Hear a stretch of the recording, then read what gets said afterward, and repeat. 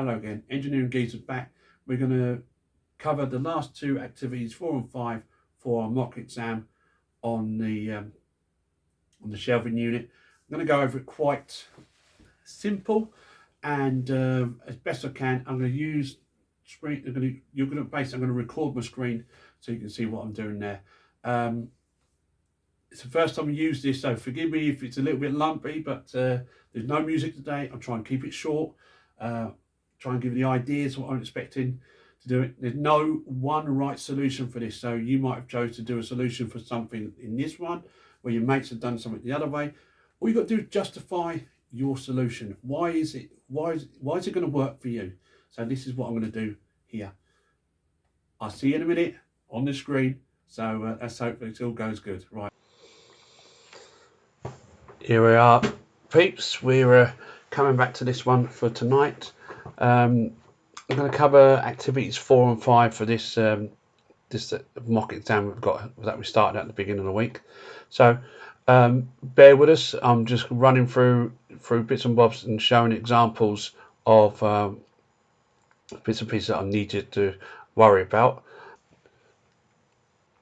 These are the drawings that they produce. So you're going to need to replicate exactly like this. Don't worry about the border. Don't bother about the border on that business. You will need to replicate drawings of this caliber, as they say, like this. So if you are looking at this particular one, it's just a side elevation and an end elevation.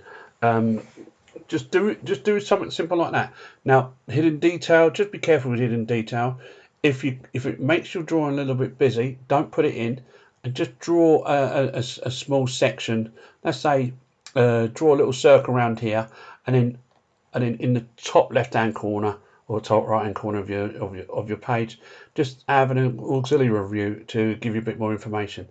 Bear in mind, you're going to show how things go together and so on like that. So this does not actually show how it goes together. It's just a side and end elevation of that, and give it a label. So it says shelving unit, mild steel S275 if you're going to use that.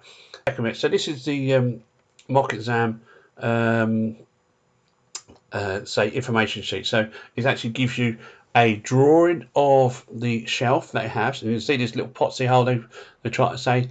If you look at this, then drawn this tray in isometric view, drawn a little circle, detail how this is a circle, it just makes it a little bit bigger so you can see what's what. As you see here, the top view of this, the side view and an end view, giving the relevant dimensions that you need for this particular one. Again, make sure you note down that what it is. So when you look at this one, this upside down shelf made from 2mm thick folded sheet, and that's it. What it says, but you need to look at this bit here on there. You haven't got time to do the borders, so just put little text boxes. Now this is a leg. Now you can see an isometric view of this with the 3 pins on here, and you've got the side length view of this where the pins are, or the rods, whatever you want to call them. Hey, I can't believe they put this out here. But anyway, if you are going to do these drawings, you need to make sure you use drawing conventions as well. Above the line or in between the line doesn't matter to me. I prefer in between a line because that number will be tied to the dimension that you're trying to point to. If there's another line above it, you might choose to see 600 as the line above it. So these are your, if you ask for drawings or documentation, there you go. They've shown you what it should look like. If your idea is quite complex and you've got loads of little pieces, you're going to need to put a drawing for all those little bits and pieces. Keep it simple. Now, you've probably heard me mention about that. When you do have a bullet pointed list like this, you must attempt to put something about everything that you see there. If you miss something, you're just going to lose points there, and that can be the difference between getting a pass and a merit distinction, or near pass and a pass. That's the main thing. You've got to make reference to existing products, think of it of how they were constructed. Cheap metal riveted to angle brackets. It might be a tubular structure. It might be that it used box section for the uprights and something like that. You know, you've got to make some reference to that. So you'll cover that there. The materials, 3 choices were made. You've got convincing what you designed is good. So I chose this material in this configuration, bolted together. It's been protected with powder coatings and bits and pieces like that. And that will be sufficient to last the 5 years of this particular one. If you justify the material because of this, and this reason, if you justify the manufacturing process because of this, and this system, you know, the main thing they want is cheap. So you're going to choose a cheaper material, which is good enough. You're going to choose a process which is fast and automated. They want 1,000 of these things, and so on. The shelves, that's 3,000 shelves you're going to produce. If you look at the legs, that's 4,000 legs you're going to produce. If you look at the little corner brackets, there is 8 per shelf. So, and there's 3 shelves. So 3 8s are 24, and then times that by 1,000, so you see how. So you're going to need super fast process. You're not going to have some poor old bugger with a pair of tin snips cutting these bits out and drilling all the holes. You're going to use super fast, efficient manufacturing process. If you justify that, there ain't no doubt to give you more marks than if you just whinge about. Well, I chose this because be confident that you know your stuff. If you don't know your stuff at this sort of stage, you can see that you ain't going to get the distinction marks that you think you might want to get. So they've asked for 3 shelves, you give them 3 shelves. They've asked them to have adjustable shelving, you give them adjustable shelving. You've asked it to be corrosion resistant, you give them something that's going to be resistant to that. And they said about the damage to the casters, you've put something on that. Tell them what you wanted on there. That covers that. Now, I'm not going to quickly draw on this because some of you will be doing exams now, so I want to get this through to the next one. Think about materials, make reference to the testing that they've done. If you looked at the aluminium, the stainless, and the mild steel there, the mild steel, basically the design was that poor. Nothing was gonna be any good for that thing. If just the design was that crap, it could have been made out of the best materials in the world. It would never stay together. So you need to justify that. Now remember what it says about low cost, right? If you chose mild steel, you chose mild steel because it's a low cost option, okay, because of the prices. So you've probably heard me in the other videos saying aluminium's more expensive than steel and it's lighter weight. Stainless steel is 3 or 4 times more expensive than mild steel, but you ain't got to paint it. But then again, for the price of 4 shelves and you've got to paint it, you know what I mean? It's getting that balance. So for me, for this particular one, I would always stay with mild steel for this one. And it's, mild steel will do the job for everything. If you design it right, the material should not fail if you design it right. Okay, if you design it where it's such a poor design, it's good. No matter what material you're going to make it out, it's just going to fail on it anyway. So the materials, for me personally, I stuck with for my shelf here. Go back on this. For my idea here, I stuck with mild steel for that because it's the cheapest, easy to work with, and a nice material to laser cut as well. So that's that. Manufacturing processes, as I discussed on my one here, it was made from fabricated parts, laser cut in large batches. The laser cutting is going to get you your parts fast. If you've not seen how fast laser cutters cut thin sheet metal, go and watch some YouTube videos on that, how fast they cut. You'll be surprised if bloody hell, and mashes out these all these small plates and something like that. CNC brake press, you will be bending the shelf into its shape. You need to bend the shelf to give its rigidity and something like that. You need to bend the corner leg to give its strength there, but you don't need to bend the small triangular plate that you see there. So bend on the CNC brake press. Once it's set, you just put it in. Again, watch a video how a CNC brake press works. You'll understand, oh bloody hell, yes, I can see why they use those. It's built for speed. The old-fashioned way, what we used to do was put it in a folding machine, line it up, try it, and then clamp it down, bend the first sheet up, see if it's at 90 degrees. If it isn't, you're going to bend a little bit more. If it's gone too far, you have to bend it back. So you're constantly having to adjust it. The CNC brake press is set. All that messing around is done on the first one you make. Once it's bent the first one, they all come out the same, unless you misload it on that thing. And it has a stop, so you just push up to the stop, press the pedal down, it will bend, pull the part out, turn it around, push it back in again, press the pedal down, and away. And you use the stop to your advantage. It's always going to go in the same place. Right, so coming back to the list that we got there, manufacturing processes. Don't forget about the finishes, because this particular one asks for corrosion resistance. I've gone for powder coat. Super thin there. You hang it off a hook. It's electrically charged. You spray on the powder. That sticks to the material evenly, and as it goes through the ovens, it cures the paint, comes out within 20 minutes. Job done. You've got a painted part. Paint everything, and because it's going on a conveyor system, that's a quick process of painting, and that's why it's quite cheap to do that. I'm not going to say much about sustainability.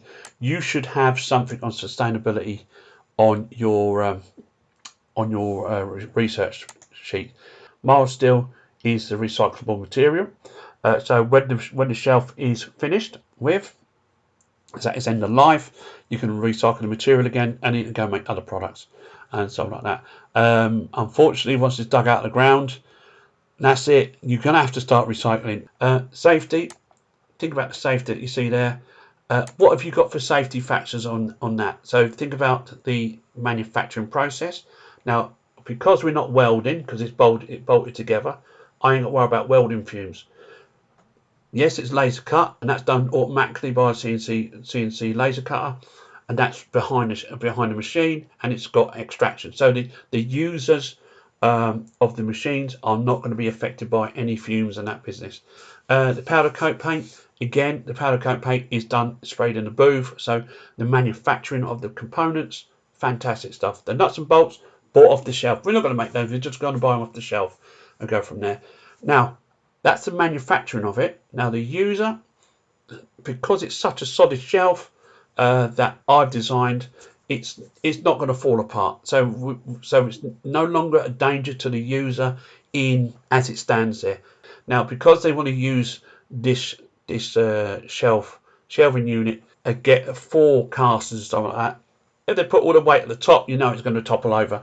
They now need to be shown the correct way of loading. Load from the bottom first, then the middle, and then the top. Okay, no good loading the top first. It'll fall over. You know what I mean? Other relevant factors. It could be anything on that. So this is your proposal, nothing else. This is a proposal. What other relevant factors do you reckon there is?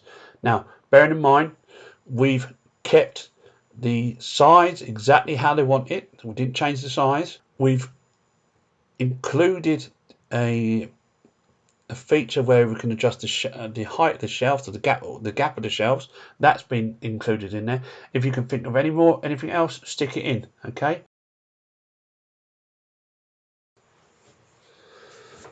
Let's take a look at this final task. Please ensure that you update activity 1 as you do complete each section. If you complete a section, take 2 or 3 minutes, just write up that task now complete, what's left to do, and blah blah blah. Just make sure you fill something in there.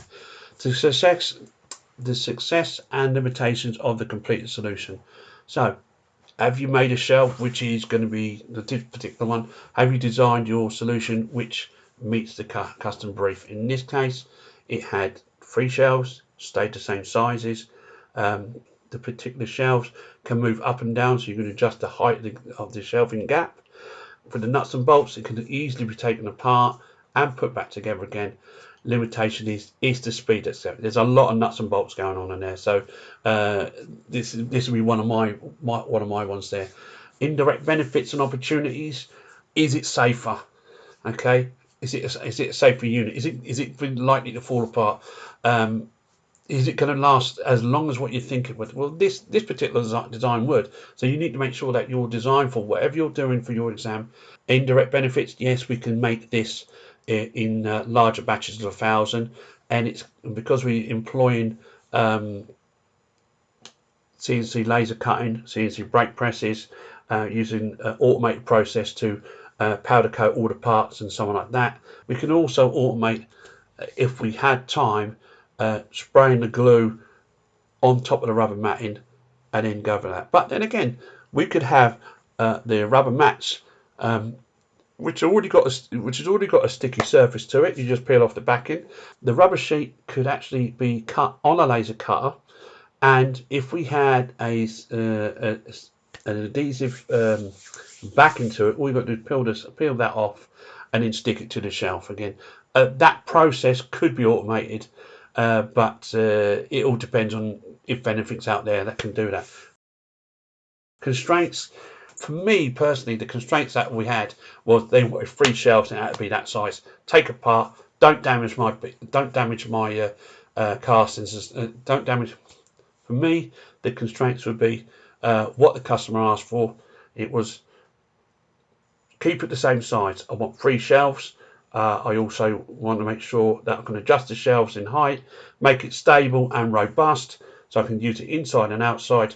Opportunity for technology-led modifications. As we see it, it's only a shelving unit. There's not much technology you can do it apart from employing the new technology of manufacturing, faster, more efficient, that sort of stuff. But then again, if you think of it on another hand, is that, well, it's got to be taken inside and it's got to be taken outside. Opportunities there, we could actually put wheels on it, so we don't have to take it apart. We wheel it outside, wheel it back in, put some motors on it, so you have a remote control that drives it outside, drives it inside. And while we're at it, why don't we weigh the weight of castings on it at the same time? So it you can open up to there. Now, when you come down to your exam, you're going to need to figure out that bit for yourselves, because I don't know what it is that you'll be doing. It's just one of those things that you'll have to play it by ear, as they say, see what they want you to do, and go from there. Right.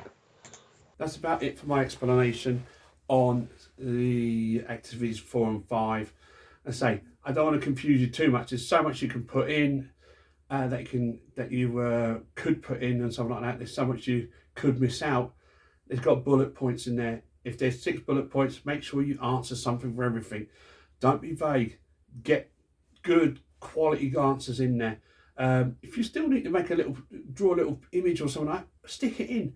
Get that done. You don't, obviously you haven't got mobile phones or that. You have to rely on your own drawing skills. So if you can put more sketches in and you've got time for it and you're pretty fast and pretty smart with your drawings, stick them in to enhance or embellish your work that you're going to hand in. It's I say, it is one of those things that you have to do. Exams sometimes are easy, sometimes they're pretty tough. If you prepared well and you've got your revision sheet, you should have a lot of information on there that you can just transfer over in your own wording as you would do in a normal assignment. Now, I wish you all the luck in the world on this biz. I hope I've helped you as you went along. So that's as far as I'm going to go on this activity 4 and 5 on this. I really need to get this video out to help a lot of you out. I didn't realise how many people were watching in on this as well. So overall, for the last 5 days of this, we've had over 2,000 impressions on this. Over 700 people looking at all the videos that I'm putting on. God knows how many people are going to look at this one as well. So thank you for following me. If you do like what I did, subscribe, smash the like buttons and all of them on that business. Thank you very much for your following it. But as I say, the exams are not an easy thing to do. Some people do handle exams better than others. Don't panic. As long as you answer every bullet point they put in there, if there's a bullet point, put some information about it. If you've done your research tasks thoroughly and covered all the bullet points that they want, you should have answers there ready to come in. Don't forget, refer back to your your original brief. Don't forget to go back to your drawings that you produced. There's information and annotations that you can draw forward into your final solution as well.